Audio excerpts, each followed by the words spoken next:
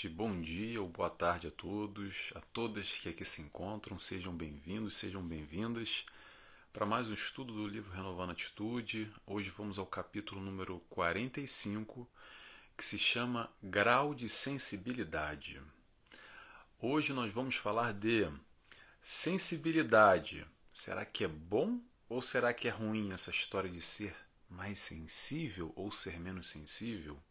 Nesse mundo que nos rodeia, e como é que essa troca, como essas influências da sociedade que nos cobram mais ou nos cobram menos. Vamos falar também de mediunidade, muito importante. Aqui no meio espírita a gente fala bastante sobre isso, é o que a gente vai falar hoje. Vamos falar dessa diferença entre emoção e sentimento.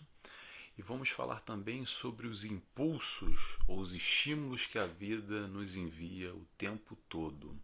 A gente, querendo ou não querendo, bate a nossa porta. Então vamos lá. Antes de iniciar, como sempre, eu faço a oração e convido a todos, quem quiser comigo, fechando os olhos, agradecemos a Deus Pai primeiramente por estarmos aqui reunidos, a Jesus, nosso mestre e guia, nosso amigo, a toda a espiritualidade de luz que nos cerca, nesse momento que buscamos os ensinamentos do Cristo, que possamos hoje buscar a Tua Palavra, Senhor, vibrando e aprendendo com os Teus ensinamentos. E desde já pedimos a permissão de dar início a mais esse estudo, agradecidos que estamos. Que assim seja, graças a Deus. Muito bem, pessoal, então vamos lá, eu vou falar sobre... Antes de iniciar, vou falar sobre a questão da sensibilidade. Será que ela é boa? Será que ela é ruim? O que acontece, antes da gente iniciar aqui, tá, gente? O que acontece de uma maneira geral, esse mundo competitivo, esse mundo que nos cobra muito uma postura de ser forte, aquele papel de super-homem, de super-mulher, que não pode ser fraco, não pode mostrar fraqueza nenhuma, porque se eu mostrar fraqueza, eu vou ser magoado, alguém vai me atacar. Então, de alguma forma, ainda há uma confusão, a gente mistura muito a questão da vulnerabilidade, às vezes com fraqueza e com sensibilidade, que uma coisa não tem nada a ver com a outra, ok? Você pode ser sensível e você não é fraco, mas as pessoas ainda mesclam muito, é um conceito muito difuso, é muita confusão ainda sobre essa questão, e parece que a gente ainda vive muito armado e não pode demonstrar fraqueza o tempo inteiro, porque se eu demonstrar fraqueza o outro vai me atacar, e se eu me mostrar sensível vai parecer que eu sou fraco e o outro vai me atingir. Vocês sabem o que eu estou falando mais ou menos? Então é mais ou menos por aí que eu acho que Hamed vai trazer um pouco, não só isso, tá? E muito mais, sobre essa questão da sensibilidade nesse estudo de hoje. Como sempre, eu recomendo a lerem o capítulo, que eu pesco aqui alguns pontos que eu acho interessante, que me tocaram, espero que toquem a vocês também, que me chamaram a atenção nesse capítulo, mas ele sempre aborda muita coisa. Então, leiam um livro, se não tiverem um livro, procura no Google, Renovando Atitudes, PDF, não encontrou, me manda uma mensagem que eu encaminho o link para vocês, tá bom? Tem um livro gratuito, para quem não quiser comprar em papel, tem um livro disponível na internet gratuitamente. Então vamos lá, primeiro trecho que eu retirei aqui para a gente refletir um pouco nessa tarde e noite de hoje. Hamed nos diz: sensibilidade é patrimônio do espírito que já atingiu um certo grau de percepção e detecção proveniente do âmago dos fatos. Faculdade esta alicerçada no senso de realidade, que tem a capacidade de penetrar nas ideias novas, captá-las e analisá-las sutilmente, com admirável eficiência e exatidão. Então ele fala aqui sobre sensibilidade ser o patrimônio do espírito, essa faculdade adquirida que é através desse senso da realidade. Aí eu queria relembrar, que a gente já estudou aqui nos outros capítulos, mas vamos relembrar. Como é que é o processo de evolução? A gente é criado simples e ignorantes. Daí nós passamos do estágio primitivo para o estágio sensação barra emoção, até que a gente chega ao finalmente adquirindo o sentimento, o amor. Então, todos nós passamos por esse processo evolutivo. E aí eu vou questionar vocês aqui.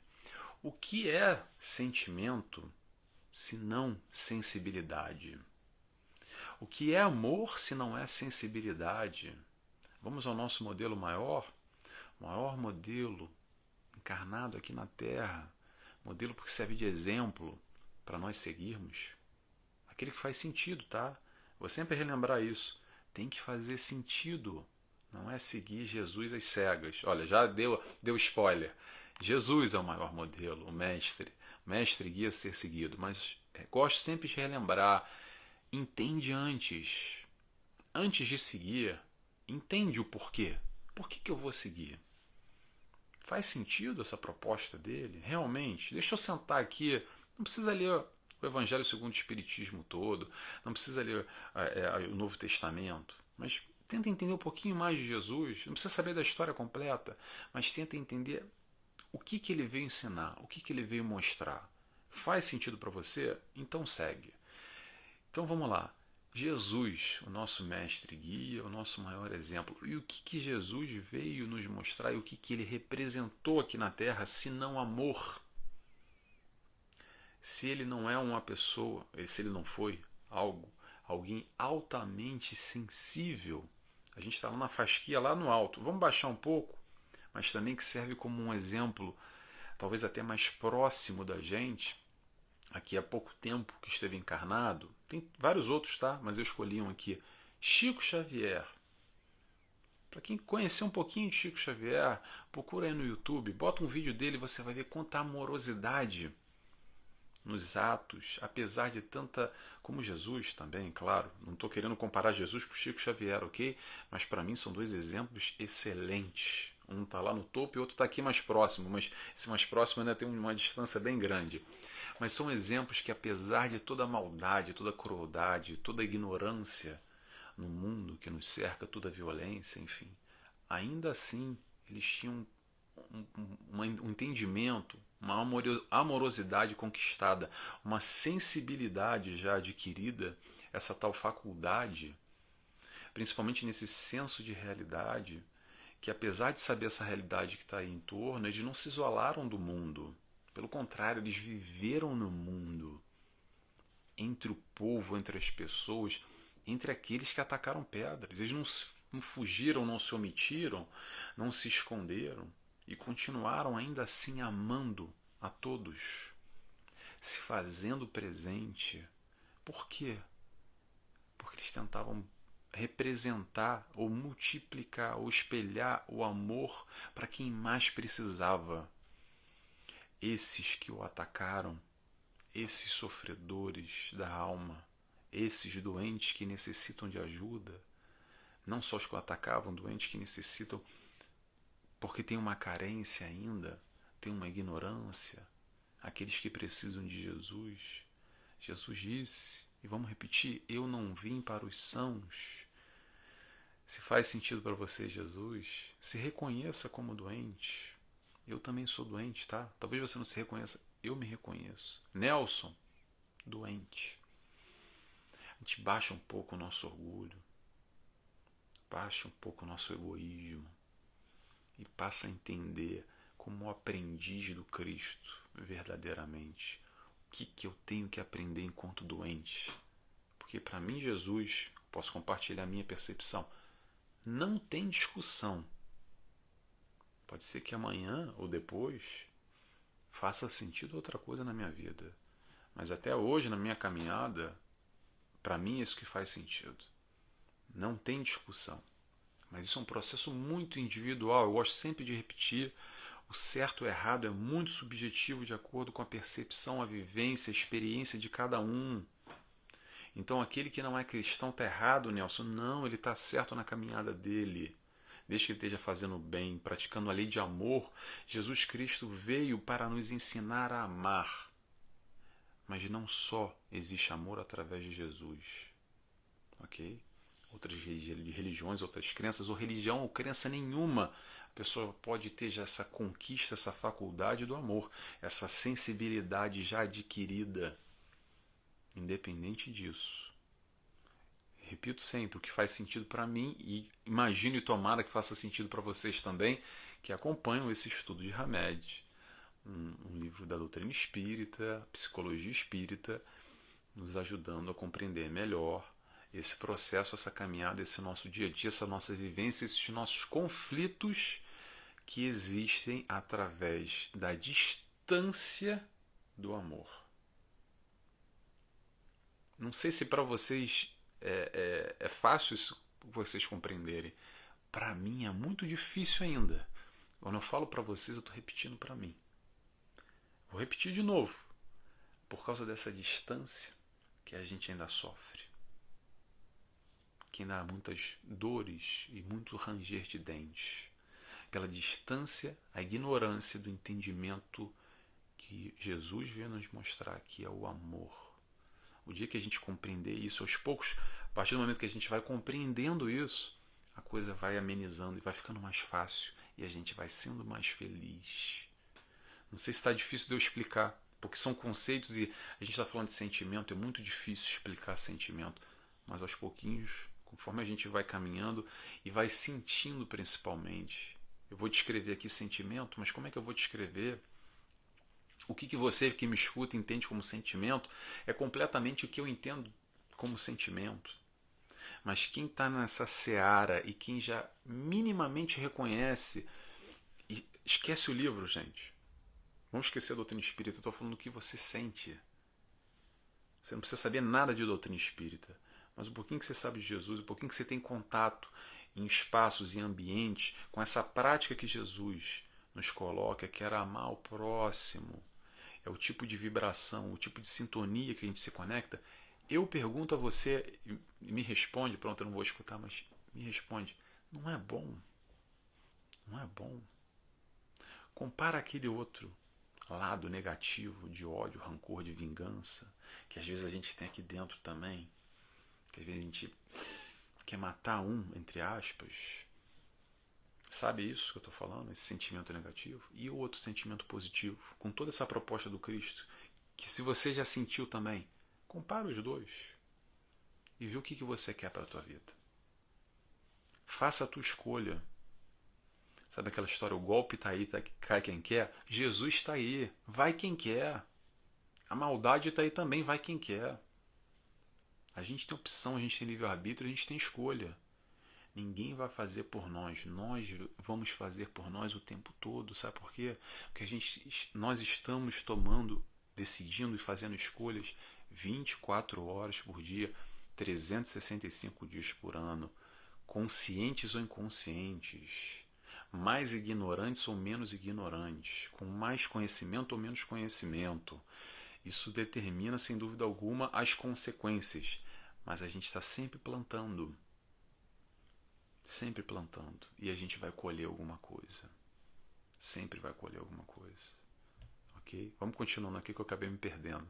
Então eu estava falando sobre esse senso de realidade, questão de se isolar. Então, resumindo, sobre sensibilidade que eu estava falando em geral. Ser sensível é bom, não é ruim, é positivo. Ok? Respondendo a pergunta que eu trouxe aqui, ser sensível é bom ou é ruim? Sim, é positivo. Essa percepção mais aflorada do mundo que nos rodeia.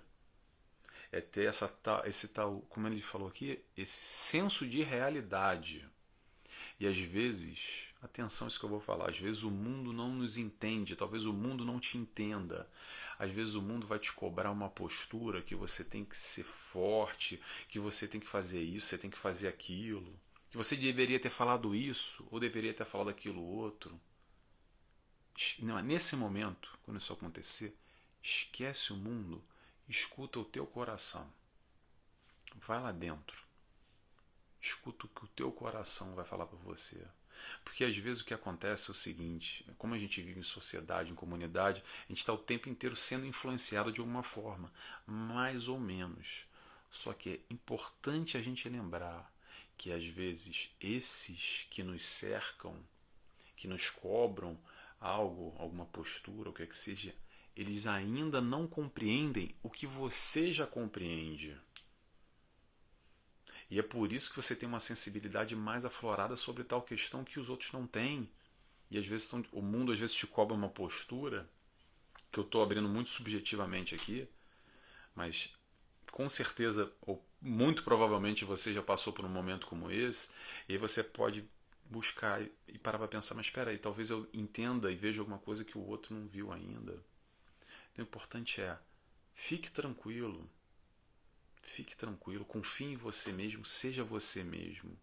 Esteja convicto das suas decisões, com aquilo que o teu coração, aquilo que você acredita que é certo ou que é errado, é o caminho certo.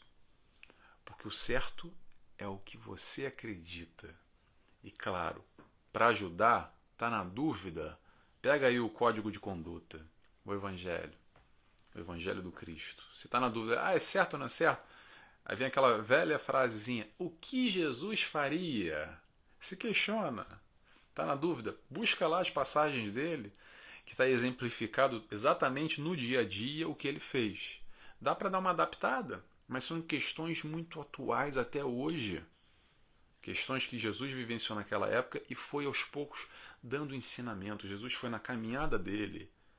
Conforme iam surgindo as questões, ele ia dando as lições. Conforme os estímulos, os impulsos, os fatos iam acontecendo ao redor dele, e ele era muitas vezes tentado, muita pegadinha para tentar pegar ele no contrapé, pegar alguma incoerência, alguma questão que ele ia pisar na bola. E assim ele foi dando os ensinamentos. E esses ensinamentos que estão até aí, até hoje, tão atuais. E a gente, quando olha, vê que a gente está tão distante ainda. Tão distante ainda. Mas vamos lá. Vamos seguindo aqui. Hamed nos diz: há criaturas, porém, que se apegam somente aos fenômenos e manifestações espetaculares do mundo espiritual. Imaturos e insensíveis, não compreendem as consequências éticas existentes por detrás dessas mesmas manifestações.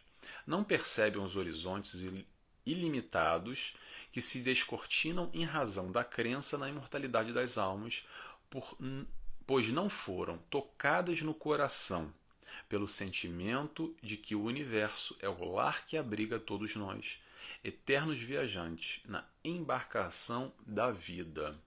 Então vamos falar um pouco sobre manifestações mediúnicas, vamos falar um pouco sobre mediunidade. O que acontece é o seguinte, gente. Acontece muito, de uma forma geral. Vamos sair desse nosso círculo aqui espírita. Acontece demais assim. Ah, Nelson, você é espírita, você é médium. Ah, então você já viu o Michael Jackson? Você já conversou lá com Ayrton Senna? Me diz aí, Nelson, como é que tá o Jô Soares? O que aconteceu? Pô, ele tá bem, não tá bem? Invoca ele aí, conversa com ele aí. Vai lá em desdobramento, fala com ele lá. Pode parecer brincadeira, tá, gente? Mas muita gente acredita que mediunidade serve para isso. Para ir no mundo dos artistas, no glamour, ou então para questões materiais do tipo: ah, Nelson, conversa com o espírito aí, vê se esse homem é para casar, se esse é um homem direito, ou então se eu vou conseguir um emprego tal. Atenção, gente, eu não quero aqui de maneira nenhuma ficar fazendo julgamento de valores, cada um entende a mediunidade da maneira que quiser, ok? A proposta da doutrina espírita, mediunidade com Jesus, o que Hamed vem trazer aqui é outra história completamente diferente. Para que serve mediunidade? Mediunidade, antes de responder, eu posso dizer, não é para fazer show, não é para ter plateia de maneira nenhuma. Mediunidade com Jesus é para auxiliar, é para amar o próximo.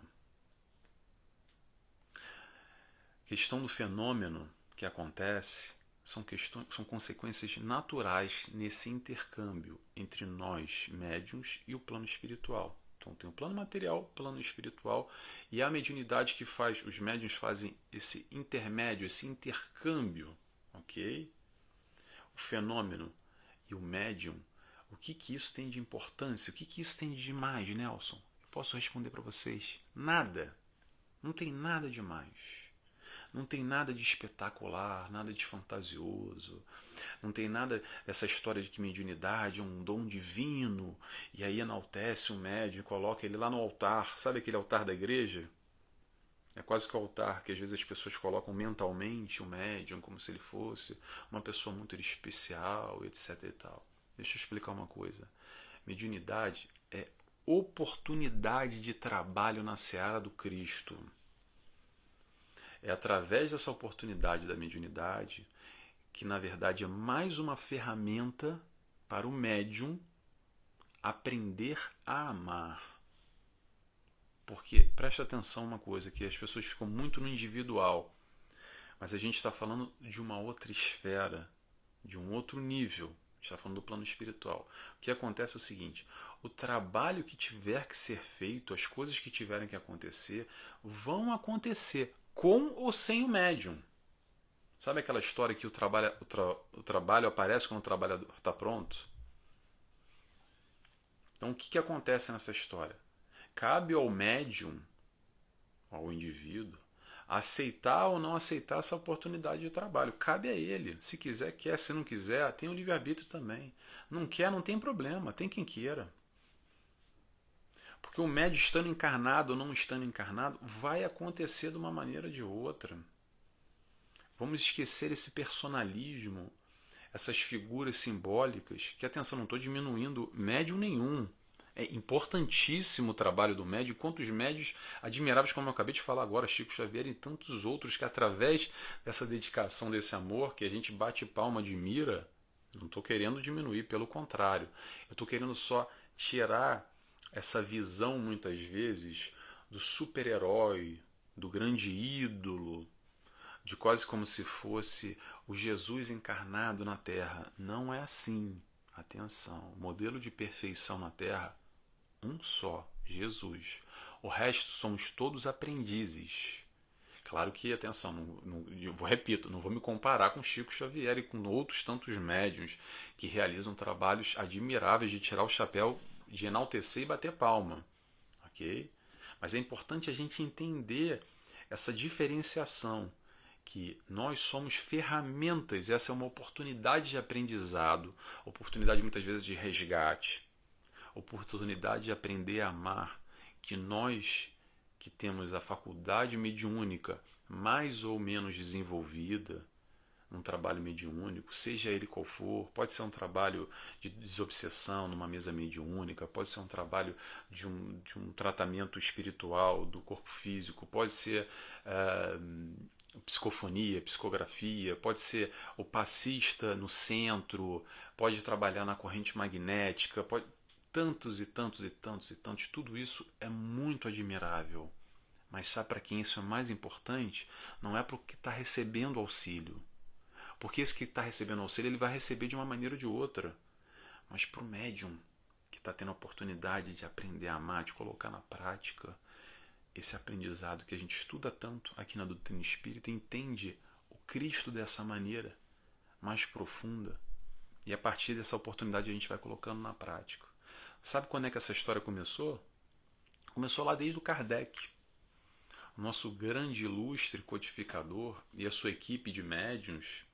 O que aconteceu naquele momento? Após as mesas girantes e conseguindo estabelecer um contato com a mediunidade direta, basicamente o que aconteceu foi o seguinte, ilustrando aqui, tá, gente? Eu vou simplificar, mas é algo muito mais sério, e quem quiser saber da história é só buscar. Aliás, tem até um filme na Netflix ilustrando, ótimo, porque filme também é legal, mas tem muito livro, muita história para quem não conhece. Mas basicamente, nessa linha de raciocínio que eu estou trazendo aqui, o que aconteceu foi o seguinte: a partir do momento que Kardec conseguiu estabelecer o contato com os espíritos, através daqueles médiuns que estavam dando assessoria e trabalhando naquele instante, foi dito para o Kardec da seguinte forma: Kardec, tem uma doutrina nova aí para ser codificada. Chegou o momento. Doutrina espírita. Muito bem. O que vai acontecer? Vai ter que ter muita dedicação, vai ter que ter muita disciplina, vai ser um trabalho duro, árduo, pesado. O que você vai receber em troca? Nada, pelo contrário. vai ter muita oposição, vai ter muita perseguição, gente que vai ser contra você, que vai te difamar, vai te atacar. Não vai ser fácil. Mas e aí, topa? Quer? E Kardec aceitou. E se dedicou profundamente. E ainda bem que nós tivemos Kardec. Mas olha só, e se Kardec não quisesse? Como é que seria? Será que a doutrina espírita não existia? Sim, iria existir, porque tinha um plano B. Provavelmente seria Leon Denis que iria codificar a doutrina espírita. E se não fosse Leon Denis também? Seria outro. Porque a oportunidade bate à nossa porta para o trabalho. Agora, cabe a nós aceitarmos ou não. Então, é nesse sentido, tomara que eu tenha explicado bem, que eu quero diminuir a importância do médium, apesar de ser muito importante. Então, não quero diminuir o trabalho do Kardec, o trabalho da mediunidade, sem dúvida nenhuma, mas só para a gente se colocar no nosso lugar. Quem precisa mais da mediunidade é o médium do que aquele que recebe. É isso que eu quis dizer. Vamos lá, então? Vamos continuando. Às vezes a gente fala conceitos assim, e eu fico mais repetitivo porque eu quero tentar passar a mensagem da forma mais exata e não dar margens. Porque às vezes você fala uma coisa e pronto, acaba dando margem, fica estranho, fica difícil de entender, ou passa a mensagem errada. Tomara que eu tenha conseguido passar a mensagem da maneira que eu quero. Hamed nos diz: estão sempre refletindo e discernindo suas emoções e sentimentos, porque já se permitem experimentar toda uma sucessão de sensações que decorrem das experiências nas relações humanas. Está falando das pessoas sensíveis aqui, que conseguem discernir as emoções dos sentimentos. Vamos lembrar os estágios que eu estava falando ainda há pouco? Do primitivo, a gente passa por sensação barra emoção, e aí sim a gente consegue adquirir o sentimento barra amor. O que você acredita, Nelson? Eu acredito que a maioria de nós, no momento, estágio aqui, terra, encarnados, a gente está, quando eu falo todo mundo, inclusive nós, tá? Inclusive eu e você, acredito que a grande maioria, nós estamos entre o primitivo e sensação-emoção. E muito pouco, ou estagiando, ou iniciando ainda esse momento sentimento. Aos pouquinhos. Não existe uma classificação, tem que ser no bloco 1, 2 ou 3. A gente permeia, anda entre esses três. Mas se for para focar, principalmente a gente está ainda muito no primitivo, emoção e sensação, mas essa é uma percepção minha, tá, gente? Eu não sei se tem algum livro espírita que diga isso. Bom, fica só. É o Nelson falando. Não é a doutrina espírita tá a dizer isso. Talvez até diga, se alguém souber, por favor, que algum livro que esteja esse conteúdo e fale sobre isso. E por que eu estou falando isso? Vou explicar, tentar explicar aqui o porquê. Porque quando a gente fala de amor, o que acontece? A gente diz que ama o nosso filho, mas também ama a novela. A gente ama a nossa mãe, mas a gente ama futebol. A gente ama o nosso marido, a nossa esposa e também ama chocolate. Não é verdade? Eu te pergunto, é igual esse sentimento? É igual esse amor? Ou é diferente? Eu sempre respondo, abre parênteses aqui, depende do chocolate, né? Uma brincadeira só, fecha parênteses. É igual esse sentimento, um amor pelo teu time de futebol, como é pelo teu filho, ou por aquela comida gostosa, ou pela novela que você gosta tanto? A gente bota tudo no mesmo saco, né? Como se fosse tudo amor, porque a gente ainda tem pouco discernimento. Parece que é uma palavra que engloba tudo, mas não é bem assim. Por essa nossa incapacidade ainda de entender, aos pouquinhos a gente vai entendendo, aos pouquinhos a gente vai praticando esse tal amor verdadeiro, esse amor de verdade. Que amor é esse, Nelson? O que é o amor de verdade? O amor de verdade é o amor de Jesus. Ah, Nelson, então me explica aí o que é o amor de Jesus. Eu não sei, ainda não sei, porque ainda não estou nesse nível, mas eu estou a caminho e você também. Estamos todos a caminho e aos pouquinhos a gente vai aprendendo o que é esse amor. Por enquanto, como a gente não entende ainda, a gente bota como se fosse tudo amor. Eu amo tudo, amo a todos, coloca tudo no mesmo saco. Mas aos poucos a gente vai aprendendo e o pouquinho que a gente já sabe hoje, a gente já pode multiplicar esse amor com o próximo. A gente já pode multiplicar. Já entendeu um pouquinho? Tá aí a oportunidade de trabalho. A oportunidade de trabalho tá aí. Multiplicar esse amor. Trabalhar na seara. Vamos lá? Vamos continuando. Hamed nos diz agora, é o último trecho que eu separei. Portanto, podemos confiar em que cada um de nós, a seu tempo, sensibilizar-se-á pelas coisas espirituais, visto que o desenvolvimento de nosso grau evolutivo transcorre natural e incessantemente em decorrência dos impulsos de progresso que recebemos das leis divinas existentes em nós mesmos. O que ele fala aqui?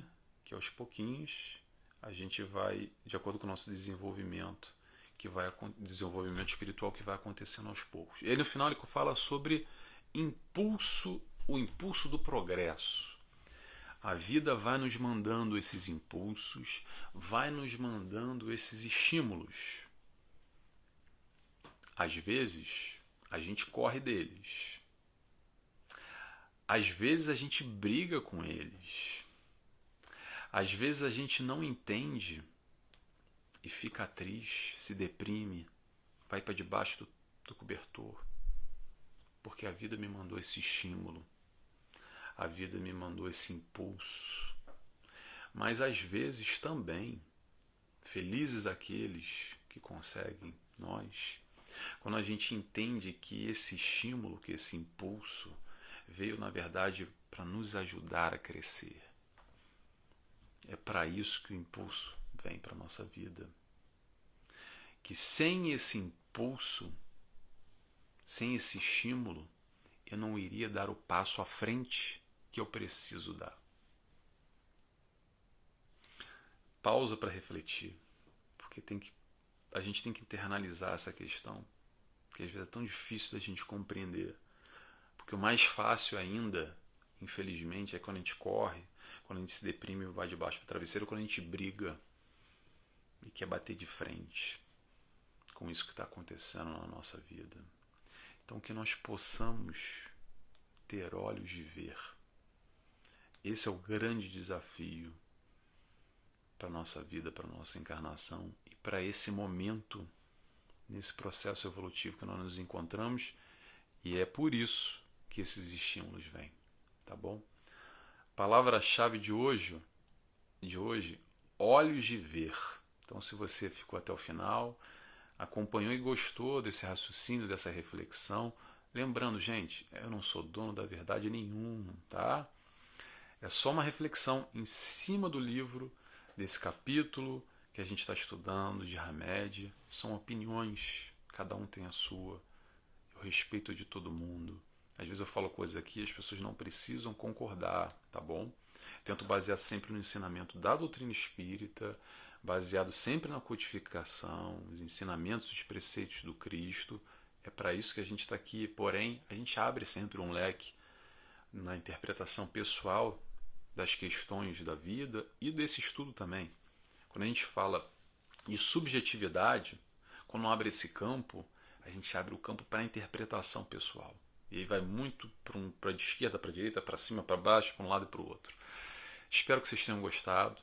Palavra-chave, olhos de ver. Escreve para mim se vocês gostaram. Eu gosto sempre de saber, acompanhar quem está comigo aqui. Eu fico feliz de quando as pessoas escrevem e vendo que tem um retorno e a gente vai trocando, mesmo à distância, tá bom?